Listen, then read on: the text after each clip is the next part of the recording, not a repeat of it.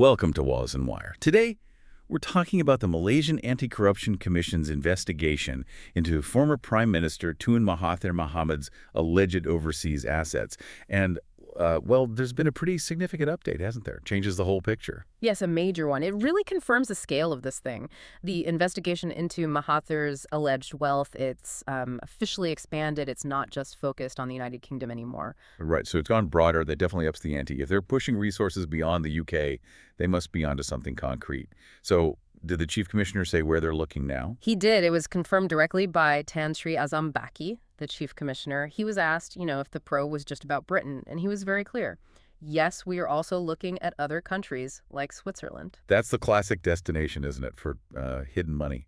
This really shifts it from just a big local story to a complex international chase. Absolutely. And think about the complexity involved there.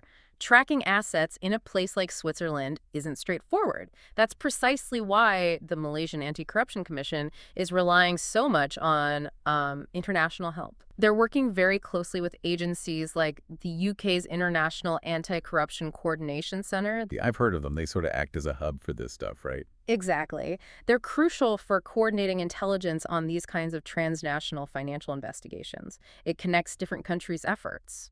So moving into Switzerland likely means they're not just looking for, say, a condo. It's probably complex stuff, shell companies, trusts, that sort of thing. That would be the typical pattern, yes. Yeah. Assets held through layers of ownership. But even with support, getting official confirmation takes time. Right. So what's the official word on progress? Are we getting close to anything? Well, according to the Chief Commissioner, the official line is that there are no latest developments right now. It likely means they're deep in the formal process.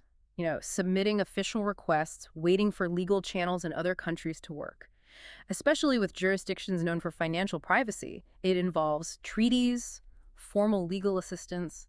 It's painstaking work. It doesn't happen overnight, despite public pressure. Okay, that legal waiting game. Let's talk about that, because there's this crucial list everyone's waiting for, isn't there? From the UK authorities. That's right. The Malaysian Anti-Corruption Commission is waiting for an official list of assets, and it's vital. But crucially, it's not just UK assets. Ah, okay.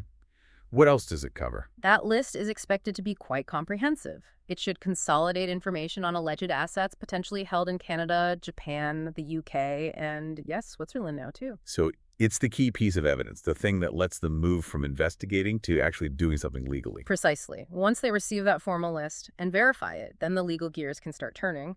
We're talking about potential confiscation and forfeiture procedures. Right, the serious end of things. Confiscation, forfeiture. How does that actually work in Malaysia? What's the mechanism they'd likely use? This is where it gets interesting legally. The main tools are forfeiture and confiscation, yes. And the key point, based on reports and the Chief Commissioner's comments, is that the approach might mirror what happened in another very high-profile case. You mean the former finance minister? Exactly. The handling is expected to be similar to the Dem Zainudin case. Now, why is that comparison so important? What does the Dame case tell us about how this might play out? Because the Dame case prominently featured non-conviction-based asset recovery. It's sometimes called civil forfeiture. Okay, NCAR. Break that down for us. Why is that significant here? It's hugely significant for investigations into politically exposed persons, or PEEPs. The Malaysian Anti-Corruption Commission might not need a criminal conviction against the individual to seize assets. Really? How does that work? In a civil court, they primarily need to demonstrate, on the balance of probabilities, which is a lower standard than beyond a reasonable doubt, in criminal cases that the assets were likely obtained through unlawful activities. I see. So they don't necessarily have to prove the specific crime, just that the wealth itself seems illegitimate compared to known income. Essentially, yes. It focuses on the origin of the assets. This is a powerful tool when dealing with complex international finance, where proving the specific underlying criminal act decades later can be incredibly difficult. It lowers the bar for recovering assets suspected to be linked to corruption. So the MACC is building a case, possibly a civil one, that allows them to target the alleged wealth itself, even if a criminal prosecution is complex or slow. That sounds like a very strategic, modern approach. It is. It acknowledges the realities of trying to unravel potentially old and complex financial trails that cross multiple borders. It's about recovering state assets. Right. So while the Malaysian Anti-Corruption Commission is doing this methodical, quiet work, Mahathir hasn't been quiet at all. Far from it. His reaction to the chief commissioner mentioning Switzerland was, well, quite something. Not defensive in a typical way, more dismissive. Dismissive is putting it mildly. He basically laughed it off, didn't he? His public stance is consistent. Complete denial. He maintains he knows absolutely nothing about any such overseas assets. That's the baseline. But then he went further. That quote that was everywhere. He actually challenged the MACC, told them to update him. Yes, that was the really headline-grabbing part. He publicly called on the Malaysian Anti-Corruption Commission to inform him about their findings regarding these assets. And the reason he gave. He said he wanted the information so he could then, supposedly, claim the assets and donate them to the poor. I mean, that's just dripping with sarcasm, isn't it? It completely flips the script. Yeah. It's a highly cynical, very political move. It aims to portray the entire investigation as absurd, almost a wild goose chase for assets he claims not to even know exist. And of course, it positions him, the subject of the probe, as potentially charitable if only the commission could find this imaginary money for him. It undermines the MACC's credibility in the public eye. Makes them look like they don't know what they're doing. And alongside this ridicule, there's the other consistent message from his camp. Political innovation. Exactly. He and his supporters consistently frame this entire investigation as being politically driven, an attempt to silence or discredit him rather than a genuine anti-corruption effort. Which, is a common defense in these situations.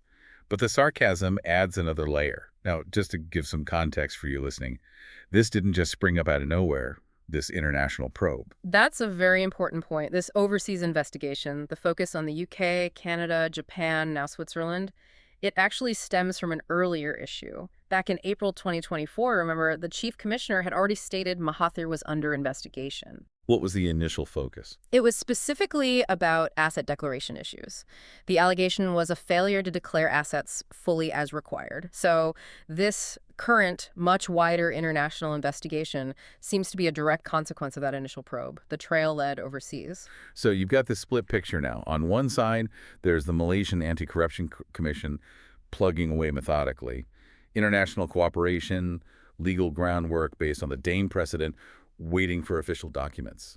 Slow, detailed work. Yes, very process-driven, relying on official channels, legal mechanisms, the machinery of state enforcement grinding forward. And on the other side, you have Mahathir fighting this very publicly, very loudly, using ridicule, sarcasm, and the constant accusation of political bias to challenge the whole thing. It's a classic clash, the slow, often opaque process of law enforcement versus a very fast, very visible political counter-narrative. The tension there is immense. So for you watching or listening, considering everything, the reliance on international bodies like the IACC, the complexities of Swiss banking secrecy, Mahathir's strong political pushback, what do you think? How likely and how soon do you think the Malaysian Anti-Corruption Commission will actually be able to trace these assets and potentially move towards forfeiture? It's a huge test case, isn't it? It absolutely is. A major test of Malaysia's capacity to hold powerful figures accountable, especially when wealth is hidden internationally. The immediate next step, really, it all hangs on getting those official asset lists from overseas. Without those, the legal process remains stalled, even as the political battle rages on. Definitely a critical moment. This case will likely set precedents for years to come in Malaysian anti-corruption efforts. Remember to like and subscribe for more videos like this.